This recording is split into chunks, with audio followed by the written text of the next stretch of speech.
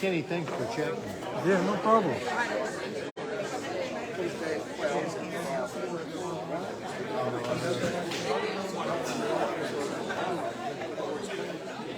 Hello, everybody. Welcome to the Wilson County Old Iron Club. Thank you for coming today. It's 2 o'clock, and we're going to jump right into it, right, Leanne? Welcome, and I am Pam Walker. Today we are pleased to welcome Leanne Giffens for a presentation of Ghost Towns of Wilson County, Buffville, Bricks and More. Our program is brought to us by the Wilson County Historical Society and Museum, a local institution dedicated to preserving and exhibiting our history, as well as sharing the rich history of the county with the public. Please take a moment to turn off your cell phones so that we may all enjoy the program. Leanne Giffens is a retired school librarian, having worked for USE 484 for 39 years. She earned a Master's of Library Science degree from Emporia State University and has enjoyed the research and learning process all of her life. She is a current president of the SEK Museum Alliance and an active volunteer at the Wilson County Museum and the Wilson County Old Iron Club and other entities that benefit the community. Please welcome Leanne Giffens.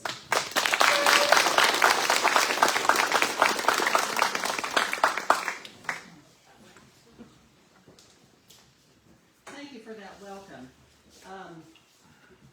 This is really quite a nice crowd. It's been a while since we've had such a nice crowd at one of our Kansas Heritage Series events, and I'm pleased with so much interest. This tells me that there's a lot of knowledge in this room about Buffville as well as interest. There will be a chance at the end of my presentation for questions and comments and stories. I would, before I really delve into my presentation, I would let you know, first of all, that we are Facebook Live, so save your heckling for after I turn that off. I would also, lost my train of thought there. I guess we'll just dig right in. I know that the information that I have researched is not the only information that's out there. I've already this afternoon been presented with a couple of things that I didn't know or wasn't fully aware of. I will do my best to let you know that the information that, yes, I'm pretty sure of this fact, or no, I haven't fully documented it. So I'll try to let you know what I know and what I don't know. And maybe some of you can fill in the gaps for me. So here are the basics. The Kansas Buff Brick and Manufacturing Company plant was located 4 miles north of Neodesha, west of Highway 75. The yellow shale was mined from a nearby hillside. At one time, the Buff bricks had nationwide distribution. The plant was built in 1903 and ran steadily until 1929. United Brick and Tile Company bought the plant in 1929 and promptly closed its doors. Of course, we know historically what else happened during that period of time. That single action was the death blow to the town of Buffville, although it didn't vanish as quickly as some true boom towns. The community and its activities remained active for many years. Now, when I was growing up and learning about history, it was really difficult for me because it seemed like there were all these dates I was supposed to keep in my head at the same time, and I'm much better at words than at numbers, always have been. So I thought, well, let's back up a little bit and let's give a little context to the time period that was Buffville. We know that in the Midwest, in Kansas, some of what happened in the 1830s, the Indian removals began and the Trail of Tears. Kansas became a state in 1861. Wilson County organized in 1864. Then we see Fredonia, Altoona, and Neodesha were all organized about the same time. Look at the inventions and think about the changes to society that the telephone and the electric light bulb, and certainly later on when Ford began producing automobiles so quickly, automatically in 1913. Well, right smack dab there in the early turn of the century, 1903 is when the brick plant started. And then we see when the stock market crashes, etc. The efforts to bring the railroad to Wilson County started in 1871, and it really took a while for that to come about. But that's another presentation. So, the brickyards, when did they start? Well, the earliest documented is in 1629 in Salem, Massachusetts. But in the Midwest, it was more the 1846 in Missouri, Mississippi, Iowa, Kentucky, Nebraska. Kansas, documented in 1887 in Atchison. Notice Coffeyville in there in 1898. Coffeyville at one time had 15 brick plants, placing their stamps on 67 different bricks, combined output of 5 million bricks in 1 year. Coffeyville bricks have been found in the streets and sidewalks of Paris and Tokyo. So, Wilson County, history of brickyards in Wilson County. Actually in 1870, that was early in the time period that we previously saw, there were 4 brickyards in and around Neodesha. The kilns were fired with wood, the bricks were of poor quality, and they soon crumbled in the weather. But they were some of the earliest brickyards in Kansas and the Midwest. In 1901, the VVV brickyard in Neodesha began operating at the north end of Neodesha. Late in the fall of 1902, the shale deposits were depleted, and the yard was moved to the Crow Hill area north of Sycamore, continuing its operation until 1953. And bricks from this plant were shipped into the southwest United States, and quite a few have turned up in Oklahoma City. In 1904, the Buffville plant was operating at full capacity, 100,000 to 125,000 bricks daily, 75 to 100 employees. The shale pits were across the river, so all shale had to be moved across the river in cable cars. So why Buffville? What was unique or desirable about that particular location? In the publication that was done in 1904 in the heart of the oil fields, these factors were listed. There were creeks and rivers nearby, large deposits of shale, the railroad was there, network of telephone wires, well-developed mail delivery routes, 8 good newspapers in the county. Gas was used as fuel at a small cost. And, quote, there was a better class of businessmen. I'm not quite sure what the standard was, but that was the quote. That is a very early photograph of the shale mound, providing the raw materials. Also, at that very same period of time, due to the gas and oil industry, the industry in the area just blossomed. That's when the glass plants came into being, the cement plants, smelters. There were lots of sawmills, grist mills. About every creek and river had a sawmill or grist mill on it. Electricity was really, the availability of electricity was really expanding. Roads were being improved. Railroads were expanding finally. The cattle industry was strong. The banks were being opened just right and left. Every little burg had their own bank until, of course, the 20s. Many churches, social clubs, the arts really were expanding in that period of time. Lots of theater productions, music productions, going to various places. Chautauquas were popular during that period of time. So it's a really active period of growth in Wilson County. So why did the brick plants close? First of all, the shale deposits were becoming depleted. The cost of removing the overlay became excessive, the price of gas was rising, and the increased use of concrete blocks. So the demand for bricks was less than it had been. The era of industrial growth in the brickyard industry meant a great deal to many small towns. Paved streets, sidewalks. I came across a quote that some of you in this room, I guess, would agree with. Streets have been sealed with asphalt, and landfills have buried our treasures. Where was Buffville? Let's look at a map. So this is one of the earliest maps available. It's the Wilson County Township map in 1881. Look particularly at section number 29. There along the Verdigris River, you come from Altoona and follow the river down, and you'll come to section 29 and Verde Mills. Note that location.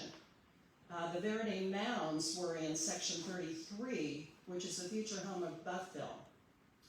For a long time when I was learning about the history of this county, I thought that Verde and Buffville existed at the same time, but they did not.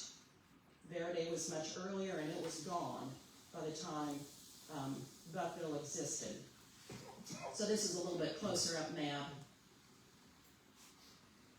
If you look, it's kind of, these maps are interesting to me. If you look in section 28, they show where there are orchards, fruit orchards. All those dots in a row indicate the trees. And of course, churches and schools and cemeteries were marked on these as well. So a little bit about Verde, and then we'll move on. This is a map, hand-drawn map by Joe W. Allen of Neodesha, and he was quite a historian from that period of time. So the mill was built in 1866. Post office opened in 68. In 69, Verde was one of 4 candidates for the county seat. That's really hard to imagine now. Many of you know the competition that there was for the county seat, and that's a story for another presentation, but Verde was one of those that was in competition for it. 1870, the explosive growth of Neodesha caused the decline of Verde. Those two things were very much linked. The post office closed in 1876. In the Wilson County Citizen in March 31, 1886, they said it closed because, quote, nobody wanted to be postmaster. The post office did not accommodate many people, and its suspension will not matter much. But the community itself and the people that identified themselves as being from Verde didn't die right away, of course. So now we're looking at a 1910 map of the same area. Verde has disappeared from the map completely, and there is a different landowner for most of section 29. So that Verde would have been right below the number where the number 29 is on the map. But notice section 33. Again, this is 1910. Lots of change in that 30-year period of time.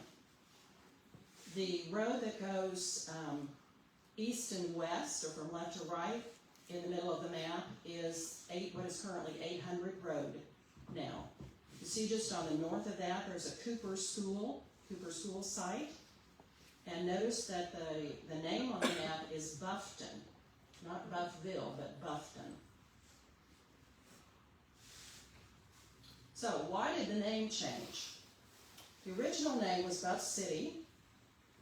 In February 19, 1910, the post office opened as Buffton. And they did that to avoid confusion with Bluff City, which was another post office in Harper County, Kansas, which is southwest of Wichita. September 2, 1910, the post office closed and opened 10 days later as Buffington. The next day, the name was changed to Buffville, and this was due to the railroad's wishes to avoid confusion on their stops. So it's really the post office and the railroad that drove those changes to avoid confusion with other communities. And then in 1943, the post office closed altogether. This photo was taken prior to 1910. The photo looks northeast. You see steam is coming from a locomotive on the Missouri Pacific tracks that run north and south. And right behind that steam, you'll see a White House. It's pretty small in the picture. The White House is at the intersection of Highway 75 and 800 Road. As I said, in 1903 is when the construction started. The company consisted of a shale crusher, a pug mill, 26 beehive kilns, the brick presses, and a power plant. It produced both wet and dry pressed bricks. The plant was divided into 2 units about a half a mile apart. One was devoted exclusively to making the dry pressed bricks, and the other plant was stiff mud brick entirely.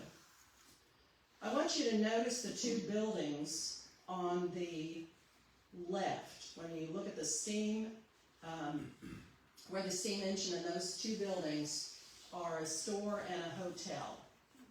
And we'll talk some more about those in a bit. This photo was taken after 1910. We know that because of the label on it that says Buffville. Early dry pressed bricks were soft and deteriorated quickly.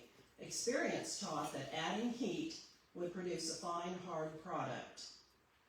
They originally fired with coal, but the mine strikes of 1916 forced a change, natural gas being the only choice.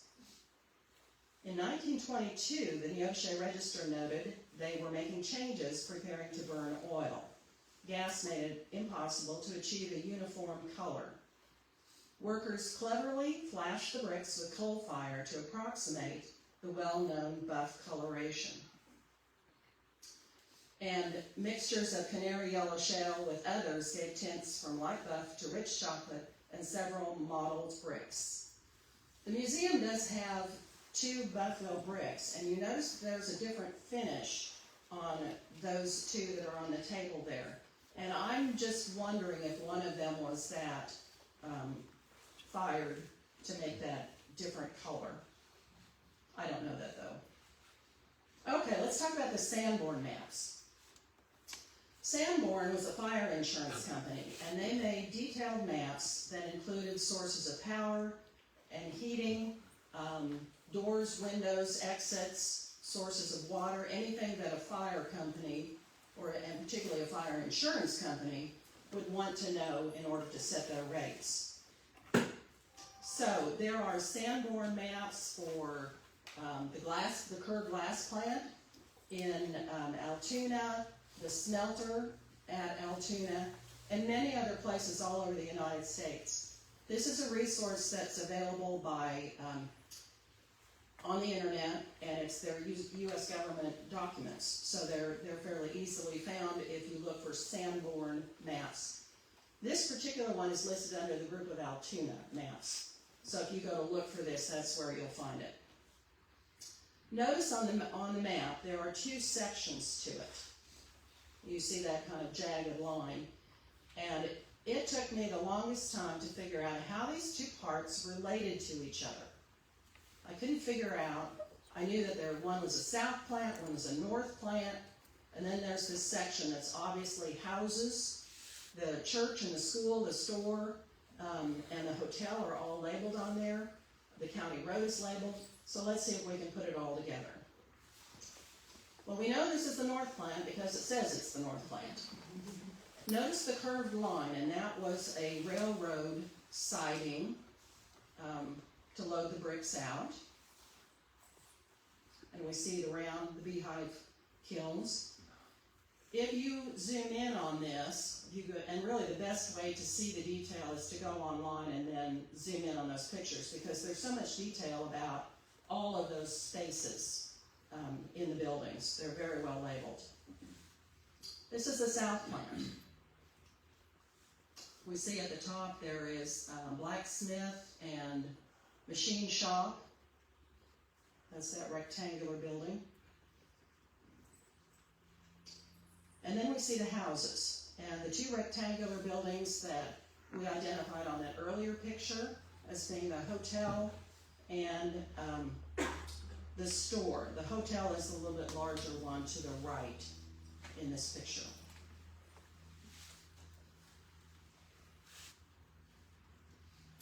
And now we're looking at the section that shows the school, Mound Valley Township School number 17, as well as the church, and the church was right up close to the road. Notice that these two sections are not aligned as it looks like here. So we'll get that into a bit. The hotel was not on the north side of the road, or the store. All right, here's an aerial photograph that the label says it was taken prior to 1953. Both schoolhouses are visible, as are the north and south shale pits. The Missouri Pacific Depot is in the lower right-hand corner, just west of the tracks. And this is according to a gentleman named Warren McClintock. And I think we'll talk a little bit more about him later, but I would tell you that he was born in Buffville in 1922, Warren was. And his father, and I don't know if his grandfather too, somebody later on can clarify that for me, but I know that his father was a bookkeeper of the Buffville plant. So obviously later in his life, he took some photographs. No matter when this was, I think it's really fascinating that this photograph is available, an aerial photograph. Now, of course, you know, we get on Google Maps and it'd be no big deal, but to get that straight up, looking straight down from an airplane, yeah, I'm impressed. Okay, so here are some parts that are identified. And now the picture becomes a little bit clearer. Starting at the upper right, we see both schools are visible. Okay? We see where the houses are. We can identify the hotel and the store. The train depot, as was labeled, is on the west side of that railroad track. And it's sort of the top of the picture, but between the school, where I've labeled the schools and the houses, you see that kind of circular track.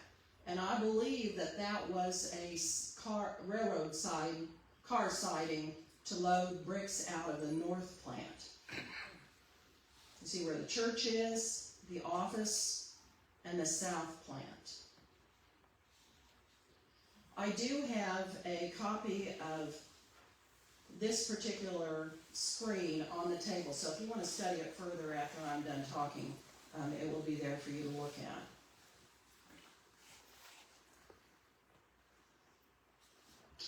Okay, here's another picture from the Warren McClintock collection. This view looks northeast, showing part of the brick plant office building, and he's called it Our Home. Our Home. So that tells me that Warren McClintock's father, who was the bookkeeper, lived in the same building that he worked. But maybe we can clarify that in a little bit. So that's at the far left. Some of the brick homes and the store and the hotel, they're kind of in the center of the picture. There is no date given on this particular photograph. Here's another early photograph. I'm not sure the date on it. There's no date given. It does label it initially as Buff City, so that tells me it's a very early picture. It looks like an early picture. This one also looks like a very early picture, rather than one of the later ones in the 1920s. This one we know was about 1915, a shale car track.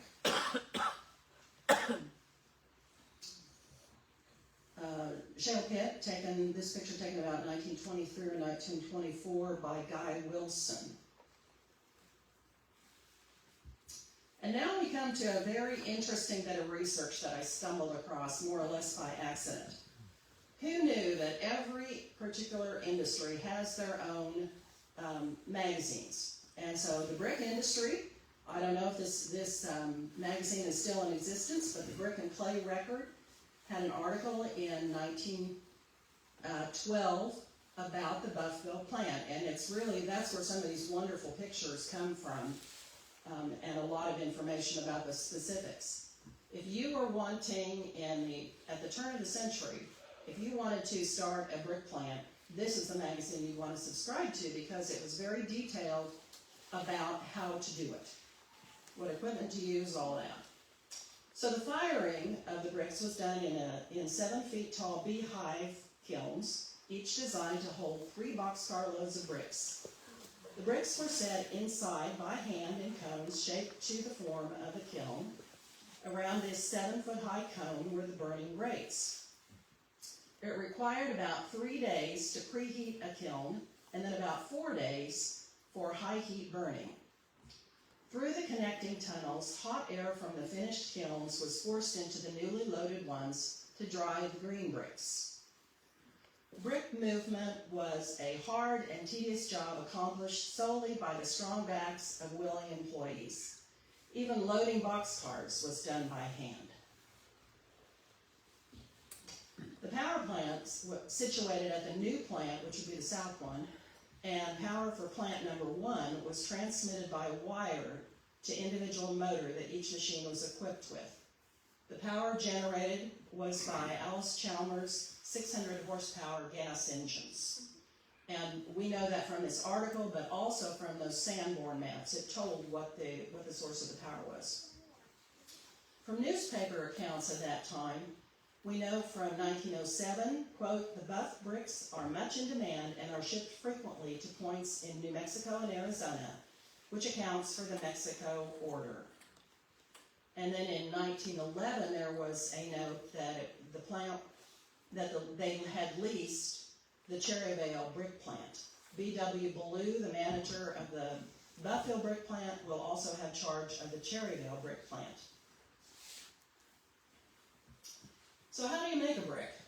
Well, they mentioned some of the equipment, and you first of all have to understand that what I'm going to tell you is everything I know about making a brick. So don't ask me any questions about this equipment later, because you're going to get everything I know. So the articles mentioned that they had 5 bonnet represses, hydraulic dry brick press, Fernholz brick press, that was the brand, those were dry presses, a shale crusher, and a pug mill. So I did find 2 drawings of the shale crusher and the pug mill that I think are current to that period of time. This advertisement for the Fernholz improved brick press is also from that Brick and Clay magazine. So if you would want to buy one, you could order from this company. I want you to notice on the left, what's our left part of the equipment, you see those large round gears. Okay, now look at this photograph.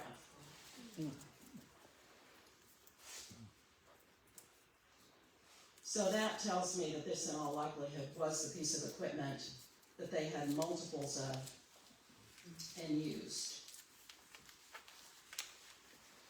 I came across an ad for the bricks.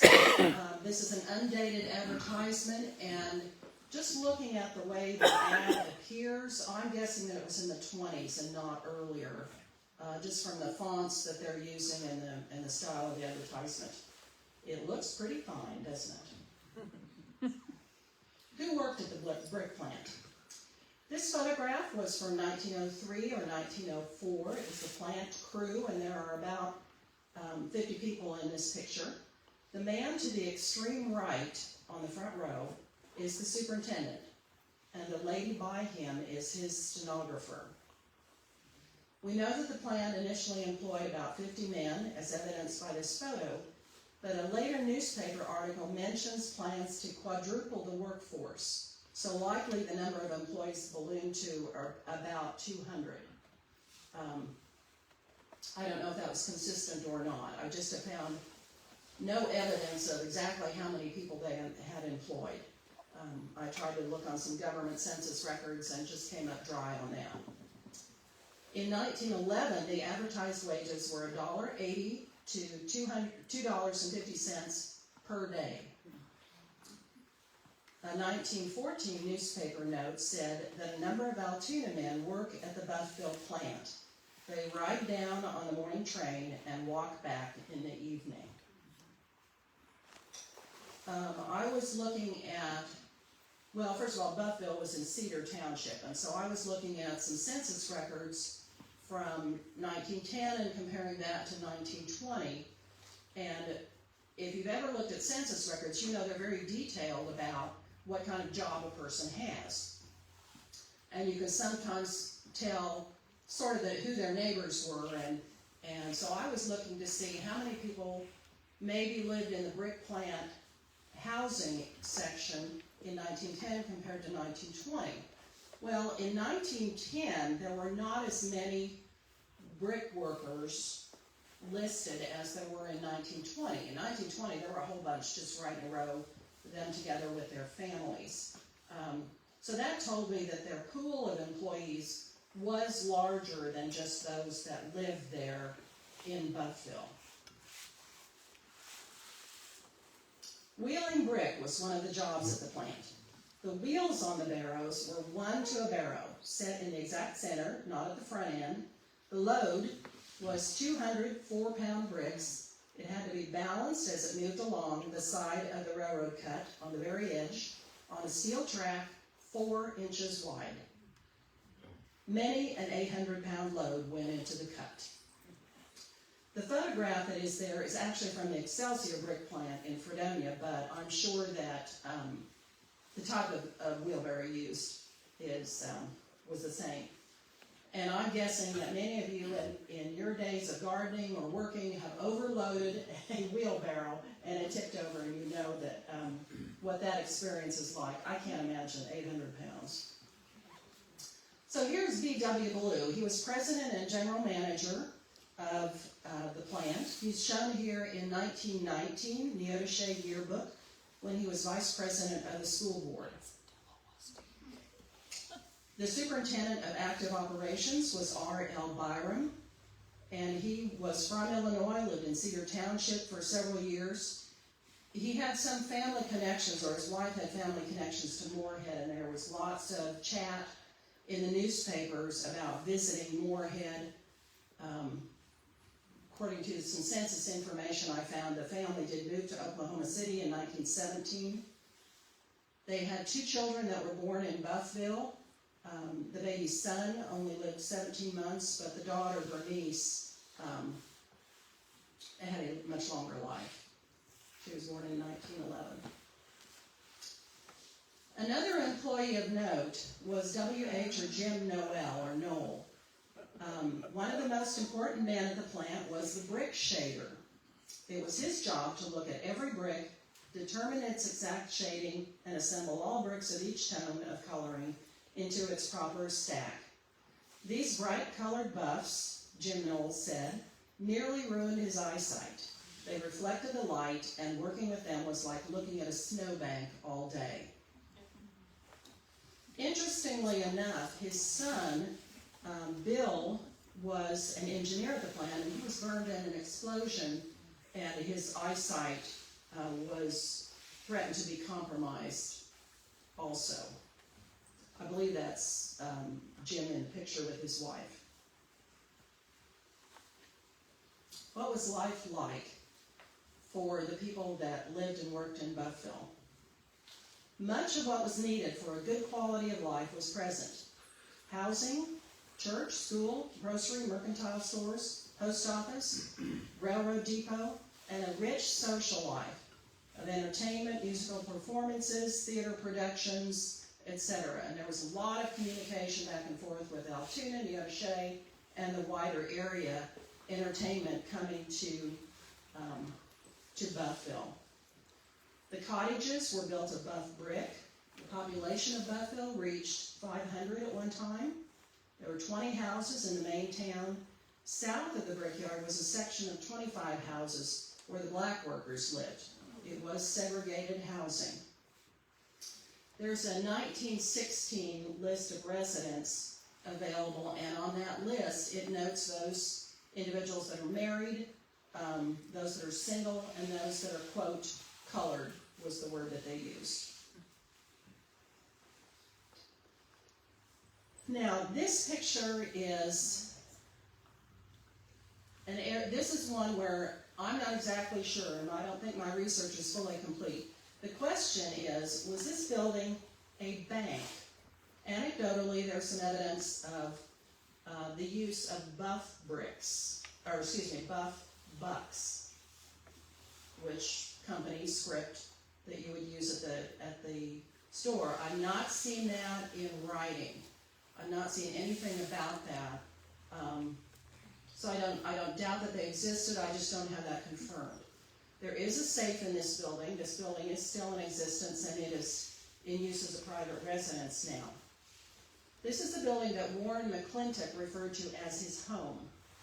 And his father was John Benjamin McClintock, and he was listed on the census, the 1920 census, as the bookkeeper. So, as I look at the research, it makes sense to me that for the residents, this may have functioned somewhat as a bank.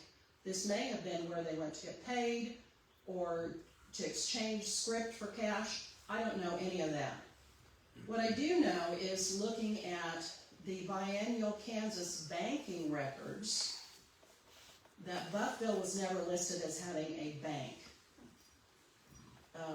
I do have a notebook that had some of that banking record, and you can see the list of all of the banks that there were in Wilson County at the turn of the century and then up into the 20s, and Buffville is not on that list. So this is an area that needs more research. Transportation. So in 1904, the Missouri Pacific Railroad built a station, a buff brick, and ran a bobtail train to and from Neodesha. The train carried mail, workers, supplies, and bricks. In 1941, the depot was torn down and hauled away. This looks to be one of the earlier pictures because the label says Buff City. I don't know if this was a Warren McClintock picture or not. Now the church. Here are two pictures that are from different period of time. The one on the upper left is a postcard, 1911 postcard, and early in the turn of the century, picture postcards were very popular. So you could have a picture postcard of anything and send it to whomever. This one is labeled UB Church, Buffville, Kansas. The note in the newspaper, April 2, 1911, says a United Brethren Church was dedicated. So that's how it was reported. There's an article in the People of the South Wind book that Leela Tyndall did, and it identifies the church as Methodist. There's some question whether it was the United Brethren first and then became a Methodist church, or was it a Methodist church first and then became United Brethren. I don't know about that. The note on this picture says the church may have been Methodist in Buffville in the earliest years, but closed in 29 to 30 and reopened as the United Brethren. And this is a Warren McClintock picture. So those two notations don't exactly line up, so I can't say which is the case. There were lots of notations in the early newspapers of the activities of the Ladies' Aid Society and lots of church activities. They, of course, were meeting all the time, and it was all noted in the newspapers. Those of you that may have read a lot of early newspapers know that they were really the Facebook of the day. Anytime somebody made a move out of their house, it seemed to be noted in the newspaper. If they broke their arm, if they got the flu, if they got the measles, it was in the newspaper. Some of it was information of general interest, and others was private information that you never should have seen print. But there you go. So the schools. We talked in that earlier picture that both schools were in that picture. So I want to share what I know and what I don't know about that. It was an elementary and high school combined on the Mound Valley School District number 17. The school was planned as early as 1904, and it was planned to be a 2-story brick building, costing $8,000 to be located across the road from Shepherd's store on the Cooper Farm. Well, they voted in 1906 or 1907 to build a school on land donated by J.T. Cooper. No bonds were required due to the Standard Oil's tank farms and the brick plant in the district.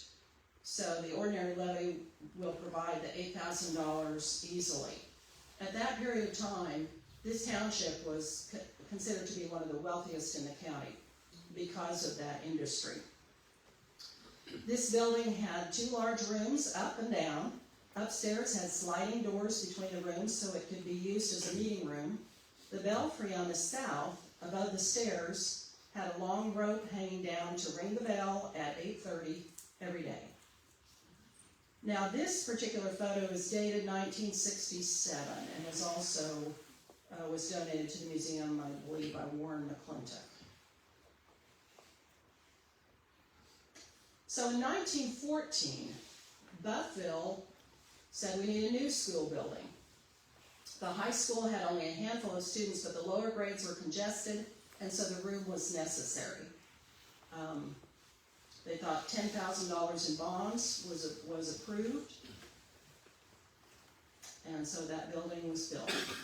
But just a year later, in 1915, the high school was taken out, and those students dispersed to Altoona or Neoshe, and only the grades were taught. So this photograph we believe to be taken about 1920. So both are still there. I am unsure about that building on the right, the far right, that shorter building. Well, this building, this new one, had 3 classrooms, manual training department, domestic science department, a gymnasium, and an indoor swimming pool was planned. I've not found any evidence that that actually was built, but can you imagine? After the brick plant closed, the school enrollment dwindled until about 1937, when it became a one-room school, one-teacher school. In 1942, and I think this was from the Altoona paper, the notation was the PTA meets. Mrs. Mary Carver and her pupils from Buffville helped with the program. And I bet some of you in the room know the name Mary Carver. In 1943, the school opened the year with 13 pupils. So we're now, more than 10 years after the brick plant has closed. The school had 4 students in 1950, and the school board decided to send them to Altoona. It was cheaper to pay that tuition than operate the school. Fire caused by lightning completely destroyed the schoolhouse about 9:30 on a Sunday, August 10, 1952. The loss was estimated at $100,000. Mrs. Maud Lanning of Neoshe bought the schoolhouse and grounds after the district was dissolved and the building destroyed.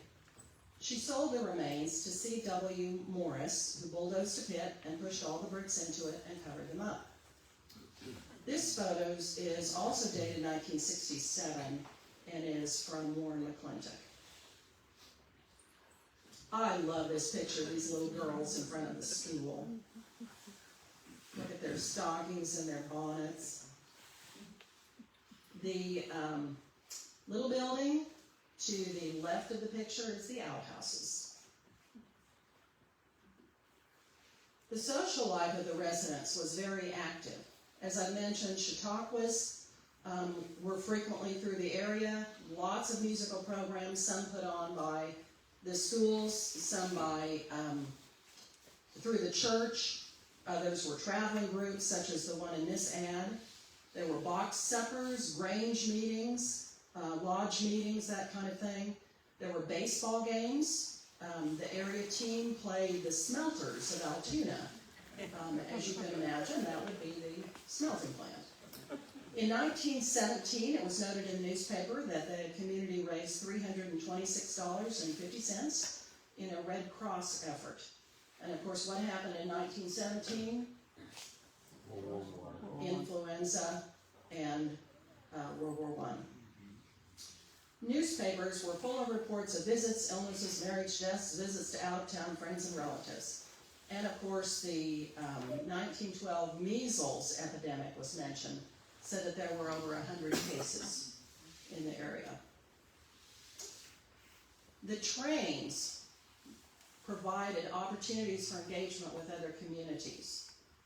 So this was an ad that was from, I believe, 1911, celebrating the 92nd anniversary celebration of the Independent Order of Oddfellows. Had a special train that was coming from, looks like Fredonia to Independence, and stopped at multiple places in between. So a lot of things going on. Businesses. There were known to be at least a dozen businesses in the area. At least one grocery store, several boarding houses, a barbershop, billiard hall, mercantiles, and these are some of the names that I've come across. That doesn't tell me that there were 4 different stores at the same time. I am sort of surmising that these were different names in succession, and that perhaps there was only actually one store that had changed hands and operated by different people. But again, I don't have the evidence of that. I just am going from the map and what's identified on the map as a store. The general mercantile store showing the post office sign. And of course, that's usually where post offices were, not in a separate building, but in the general store, grocery store. Windows of the hotel are shown at the right. The person standing is Minnie Miller, wife of Fred Miller, who ran the store in the 1930s. Here's the Buffville Hotel. The hotel was built and operated by Grant Crowder initially. Later, this 26-room hotel was managed by Mr. and Mrs. Woody Wilkes and closed in 1928. This is interesting to me. I don't know anything about Woodsmen of the World, that organization. They are standing on the east side of the store building, and that's why I included that. Obviously, they have something to do with wood and with axes. So there you go. This is that same group. And what's notable to me is look at what is supporting that stairway. Would you be standing at the top of that stairs? Not me. One of the things that I came across in the newspaper that I want to share with you is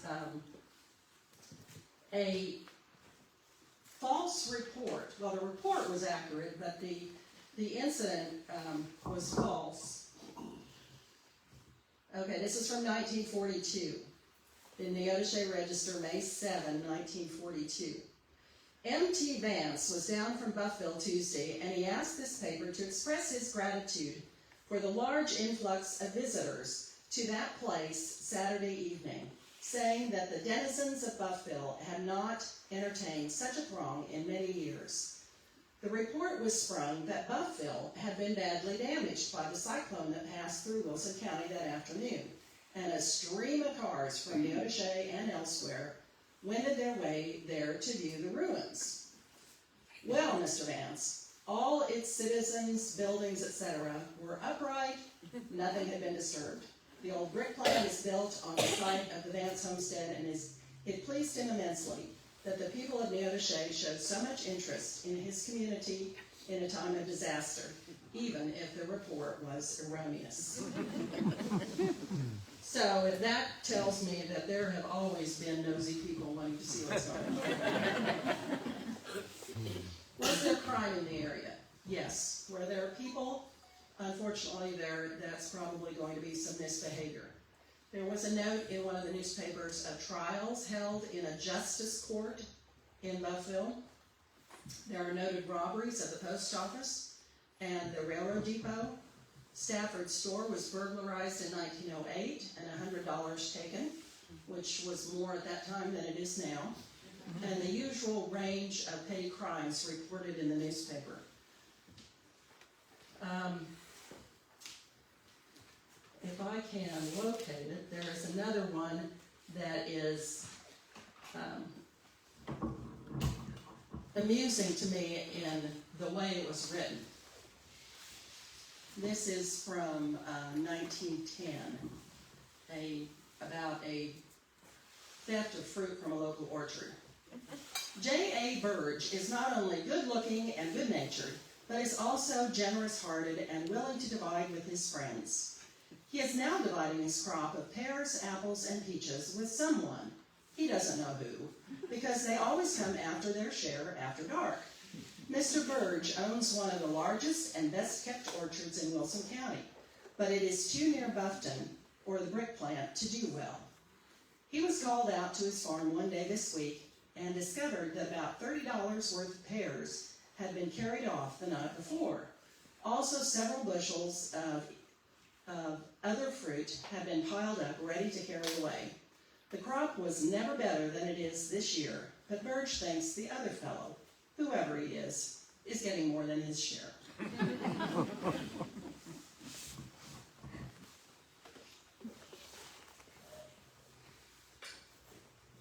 So we know that history tells us that in the teens and the 1920s, it was a time of racial tension and conflict and racist behaviors all over the nation.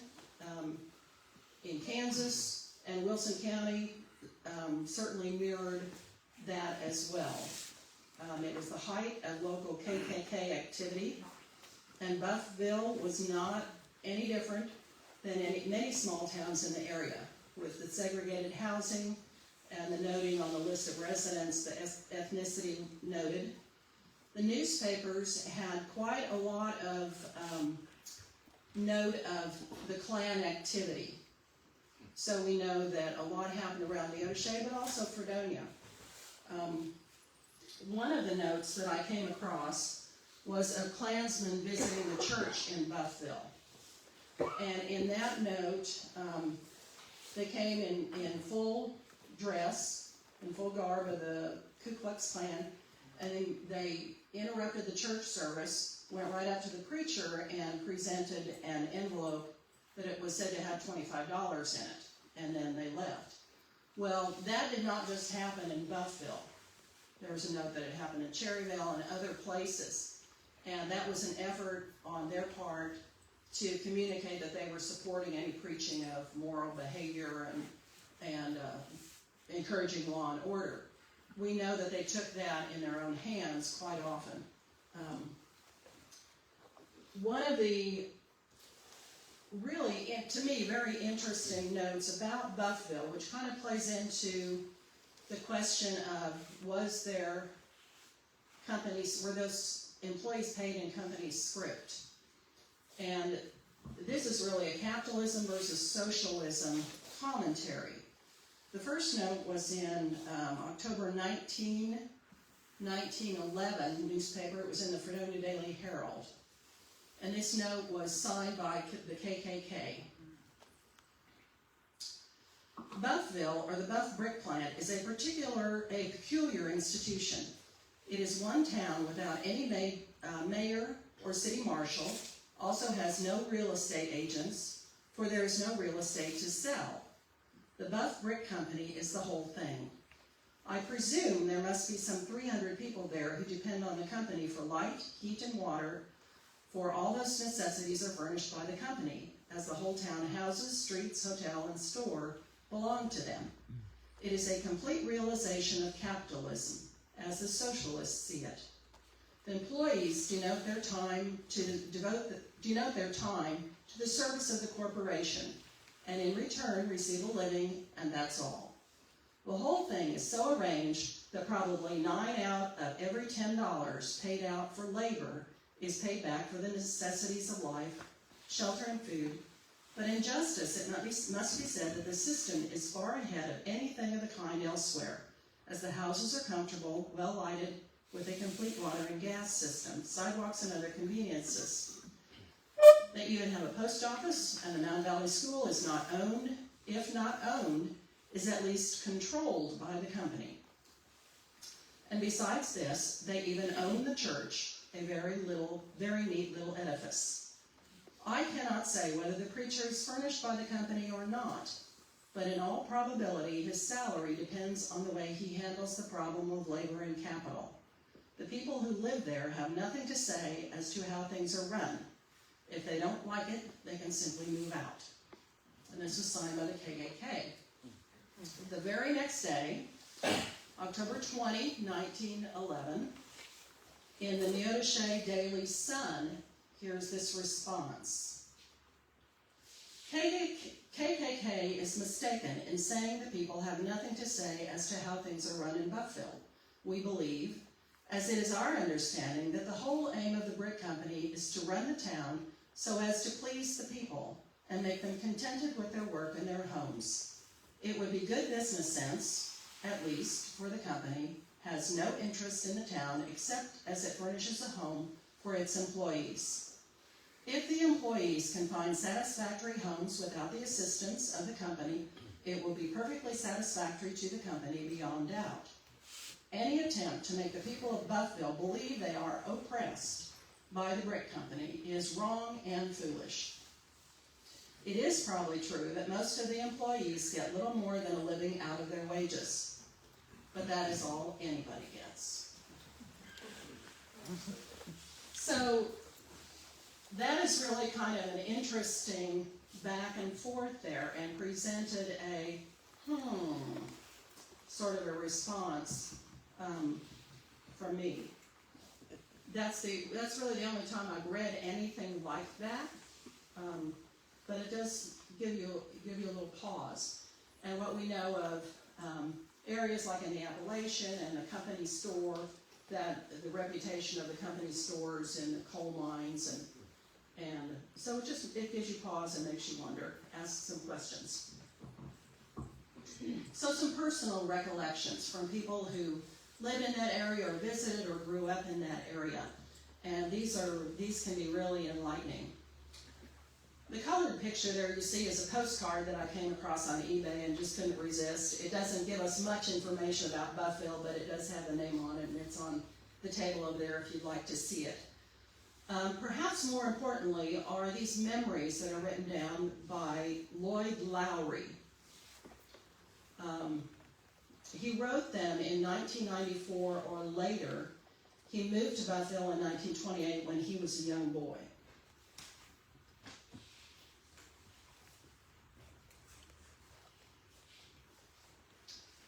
The North Shale Pit was a thing close to paradise for me when I first came to Buffville in June 1928. It had been abandoned when the springs of water made it impossible to take any more shale out. Pam, would you mind turning on one of those lights for me? Thank you. Of course, the bottom was shale, and consequently the water was very clear. All of the boys in Buffville swam in the North Pit. In summer, we would go swimming several times a day. Even after school started, we would go swimming before school in the morning. Isn't that wonderful? Sometimes the men would swim after work. Since we didn't have indoor plumbing, it was an easy way to take a bath. We boys did a lot of fishing there too. Sometimes we could sell the perch to people for a penny each. The water was so clear we could watch the little fish take hold of the bait and drag them in. Adjacent to the North Pit was the ruins of the earlier brickyard with some underground tunnels, which, of course, we were never brave enough to explore. It was rumored that some of the people made home brew in some of the tunnels. I was usually with one of the Boyer boys. Clarence was close to my age, Glenn a few years older, and Raymond older than Glenn. We ranged far and wide on hunting trips in the fall and winter. We would call up all of the town dogs and have a hunting pack. One time we took them to the part of town where the black people lived and caused a memorial dog fight. After one of the black men talked to our daddies, we never repeated that. The South Pit, plant number 2, was used to supply shale to make brick until the brickyard closed. Then it had only a little water in the bottom, but now the water is up to the rim of the pit. Where we once walked on dry shale is now covered with 60 feet of clear blue water. Daddy's job was to load small metal cars with shale in the pit with several other men and push them on a narrow gauge track to the bottom of an inclined ramp where they would be pulled by a power cable up to the place they could be dumped. They held 1/2 cubic yard, and Daddy got 25 cents for each car loaded. He sometimes made $6 a day, but it was hard, hot, brutal work. Grandpa Reeve ran the dry pans, where the shale was ground to a powder for brick making. He was always covered with gray dust when he came home from work. The ground shale was mixed with water, and the resulting dough extruded in a continuous block 8 inches by 8 inches, which was cut into brick 8 inches by 4 inch size by a rotating whes with wires spaced to cut the shale dough or the green brick into standard brick size. These were taken to the kiln for burning to the desired color. Bricks were stored in piles in a huge yard. We boys would get on the top of the pile and take some bricks out to make homes in the brick pile. This was not very popular with the men who would later handle the bricks. There were 2 rows of old houses that had been abandoned along the old road by the railroad tracks, west of the tracks and east of the regular lived-in houses. The old road ran south from the county road to the Buffville General Mercantile Store and Post Office and the Buffville Hotel. We secured boards from them to build box traps to catch rabbits. Fred Miller ran the General Mercantile Store in Buffville, where most of the Buffville people bought groceries, as there were very few cars to travel to another town. Next door to the store was a hotel, which was closed down in 1928. Hazel worked there when she first moved to Buffville in 1925, and her sister Faye, 15, used to go to work with her. My younger brother, Delbert, said our Uncle Pete Reeve bought the hotel and tore it down to use the wood to build a barn on the farm 7 miles west of Thayer and 2 miles south and west about 1 mile. Delbert brought some wood from the barn back to Mino, Arkansas. It, the old barn, is still standing in 1994. Our schoolhouse was at a site on the north side of the county road entering Buffville about a 1/4 mile more north of our house, with large cottonwood trees bordering the west side of the cinder road. I was always more at home in that house in Buffville than anywhere, and it was quite disheartening when I drove past there and instead of our house was a waving wheat field. I think many of us can identify with that statement. It was very disheartening, and if you no longer live in the place where you grew up, you understand that remark. My first year there is 3rd grade. In 3rd grade, 2 of our teachers were Mr. and Mrs. Neely. Later, some of the teachers were Miss Smith, Miss Browning, Miss Corliss, Miss Stevens, Mr. Wicker, and Mr. Wells. I also have a narrative that actually was written by Lloyd's half-sister, Opal. Grandma and Grandpa moved to Buffville. Grandpa Reed went to work at the brickyard. All the people who lived there worked at the brickyard. Well, that wasn't really the case. There were people from other areas that we know came in on the train or walked. There was a small store and a rooming house. My father stayed at the rooming house. Mom and Aunt Lola delivered milk to the boarding house, and Daddy began talking to them and then walked home with them and then would sit on the porch and talk. Mom and Daddy were married on September 30, 1927. Daddy had been married before and had a son, Lloyd, about 9 years of age, and that's the Lloyd of the narrative that I just shared with you. We lived in Buffville until the brickyard closed down. I was born there. Daddy did whatever he could find to do, mostly on farms. Of course, it was the Depression years, and no one had much. We lived in a farmhouse near Buffville when Delbert was born. Daddy and Grandpa were in Colorado harvesting broom corn at that time. That house burned down while we were all away. I was barefoot and my shoes burned up. We lived with Grandpa and Grandma in Buffville for a while. Daddy and Uncle Pete made a living by driving to Joplin, Missouri to buy fruit and vegetables to sell door to door. We later moved back to Buffville. Grandpa and Grandma still lived there, and a few other families and had Fred's store. We had a cow, and sometimes Daddy would let me ride her when he took her to the shale pit for water. Bob was born there. We called him Bobby Bill, as they couldn't decide what to call him, Bobby or Billy. Thank you. You can turn the light up.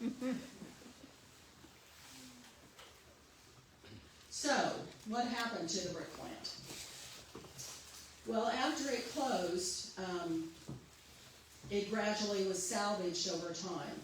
The final salvage happened at the Buffville brick plant in 1945. According to the Neodesha Register on December 20, 1945, according to reports circulating here, which the Register has been unable to verify definitively, the United Brick and Tile Company has sold the old brick plant property at Buffville to a Tulsa salvage firm. The reports say the kilns and other structures will be removed and the site cleared. And there is really nothing there anymore. Everything has been salvaged, torn down. There are no bricks to be discovered there. It's all been salvaged out. So what local buildings might have been made of those Buffville bricks? Well, we know that there were some in Neodesha that can be identified. The old J.T. Hurst building at 4th in Wisconsin was built entirely of Buffville buff bricks. That was the first Neodesha building to be made of them. The two-story building, built by J.F. Hull in 1906 to house his telephone company. And that Hull building has varied use now, I believe. In 1911, the striping in the Central School building in Neodesha was of the buff bricks. And B.W. Ballou built his own house of buff bricks on North 8th. And we suspect that it is at North 8th in Indiana. There is a buff-colored brick house there. In 1962, it was the D.W. Forbes home. So I don't know definitively that is the case, but I'm strongly suspecting that. There were also several structures in Altoona that were built out of buff bricks. So what did it look like in later years? Well, this picture was taken in 1973 by Leonard Johnson.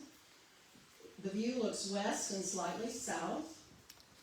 The South Shale Quarry is shown, which supplied shale to the number 2 brickyard. The brick plant office is a large building with a white roof, and the water was pumped from the Verdigris River to the northwest. So some of that was from Warren McClintock. Those notes were from him. This picture is not dated, but I think it was probably taken at that same time. This looks south and shows the North Shale Quarry, which supplied the number 1 brickyard, and the South Shale Quarry, which supplied shale to the number 2 yard. The North Quarry was a very popular place to swim in the early 30s. As many as 70 people have been counted taking a cool swim on a summer evening. So what does it look like today? These are Google Maps that I captured just a couple of weeks ago. All of the land is privately owned. And I would ask that you please respect the rights of the property owner. There's nothing to see there. There's nothing to pick up. It wouldn't be yours anyway. So I just show you this to give you some idea of what, you don't see any evidence of Verde. It would be in that notch of the Verdigris River. The Buffville Verdi Cemetery is still an active cemetery to my knowledge. And you can see where Buffville was. There's a business there. It's not really open to the public. It's not that sort of a business. I do want to call your attention to, you can follow the line of the railroad. If you go from 800 Road and you follow, it curves down at the bottom. And right there, kind of towards the top of the property, in between the railroad and then that next road, you see a slight curve. And I think there's just a slight evidence of that railroad siding that came out. I don't know if this will, yeah, right in there. So I wonder about that. So where did I get my information? The Wilson County Historical Society has fairly extensive files. I did do more research to kind of beef up what I thought was lacking in what we had in our photo collection. The articles that Joe W. Allen wrote in the Wilson County Citizen have been very helpful over the years, not just in this topic, but many topics. In the Heart of the Oil Fields, 1904 publication, and that book is on the table there if you'd like to see that. Neosho Yearbook, newspapers.com. If you don't know about newspapers.com, indulge me here for just a little bit of a sermon. You can have access to all of the newspapers in the state of Kansas free, going back to the 1800s, and they go up to at least 1922. This is free access. All you have to do is get on the Kansas State Historical Society website and register with your Kansas driver's license number. Free access. And you will just find out a lot more about a lot of topics than you have time to really dig into. It's a wonderful resource. Personal interviews, and you see the rest of it. So our information from the Kansas Historical Society, we have lots of different stories to tell. Buffville is just one of them. We do have some business cards on the table that have the same contact information, and you can look on our website for our hours or ask me later. So Pam, if you would turn the lights on, and let's see what kind of comments or questions you have.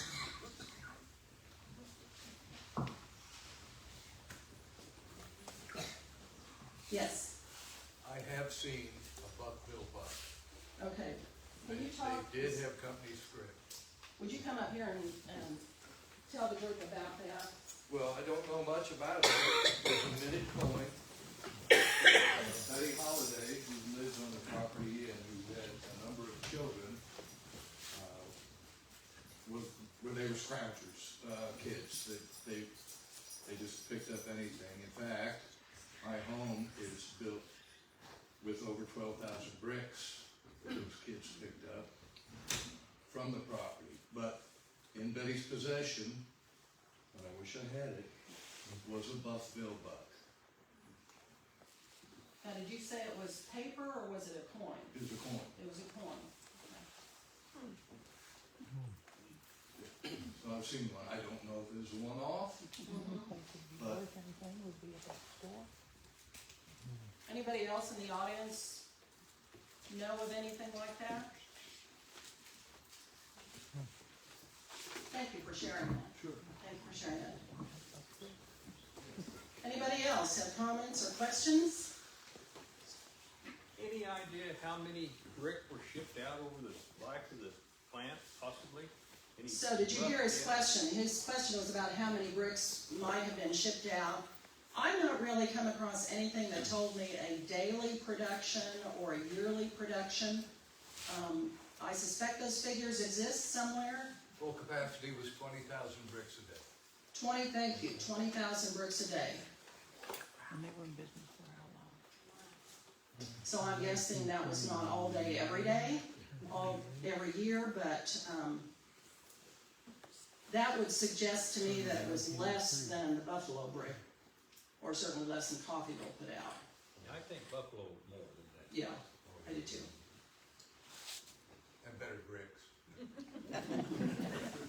Well, there was a difference between those that made pavers that were designed for paving the streets. That was a little bit different quality of brick than ones that you might build a structure with.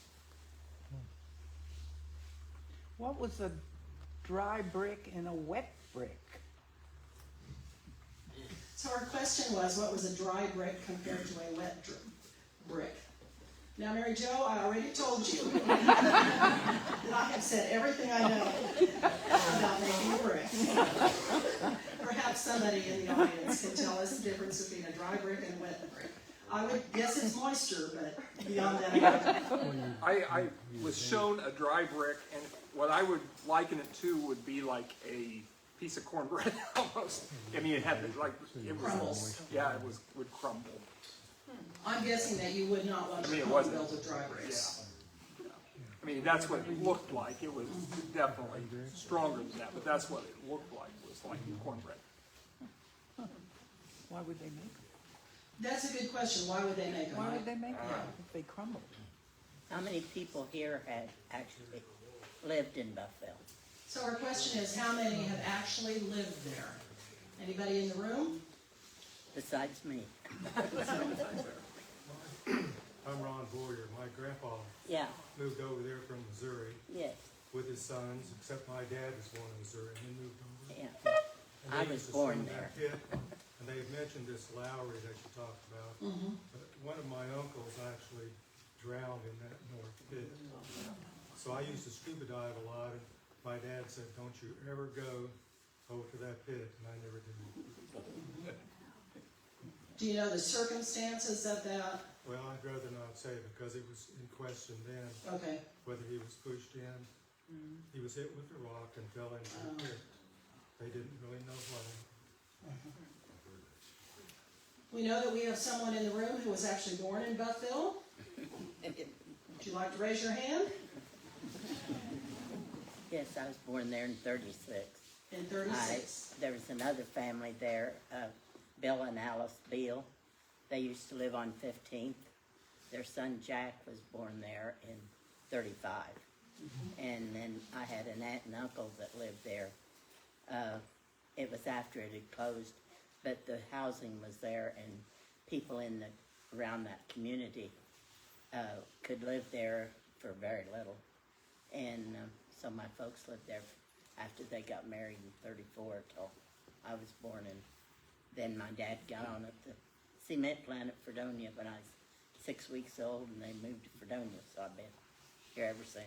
So your memories are not really... No, my memories are going back to my aunt and uncles when they were still living there, and not having the indoor plumbing, which I grew up with in town. And so it was always sort of a challenge for me to go there. Any other questions or comments? Yes. Any speculation on why the tunnels in the pits? Well, the tunnels, as I understand from that clay and brick article, had to do with moving the hot air from one beehive kiln to another to dry the brick. Okay. Yes. I once had some bricks that said Altoona on them stamped, but did the Buff brick, did they have the name Buff or Buffville stamped? Yes. These two have Buffville stamped on them. One says Buffville, Kansas, or K-A-S. Well, they both do. Say K-A-S. Very rare.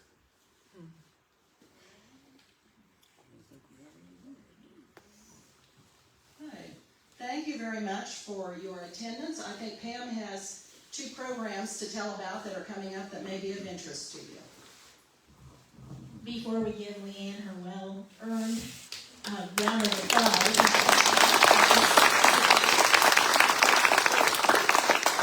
Great work. Thank you, Leanne. There are another couple of programs. This concludes the series of 3 2023 Kansas Heritage Series at the Wilson County Old Iron Club. And it's been a great year. Leanne, thank you for doing such a good job, not just on this, but especially on this and the other 2 programming. And we have, with the Wilson County Historical Museum at Coyville Community Center on April 16th at 3 p.m., there will be a presentation by the Kansas Museum of History's Museum After Hours Speaker Series, and this will be done, presented by Sarah Deer. And the title of this will be Fort Row, the Second Trail of Tears, Muskogee Exodus to Kansas in 1861. And we have another one, and there are flyers up here to if you'd like to take one, on April 23rd, much anticipated program called Researching Your Home and the People Who Live There.